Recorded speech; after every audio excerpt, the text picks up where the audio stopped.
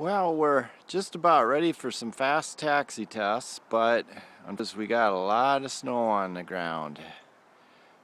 But I'll show you where it's at down in the barn, and as soon as all this snow goes away, there'll be some more fun videos to watch. There she is. The sharp-eyed airplane builders are going to notice a lot of little details that I've got a couple of months to sort out yet, but it's starting to look like an airplane. I don't even have much of a shop here. It's not easy working in the winter, even in this pole barn, but it's just about ready to go. A lot of details yet, but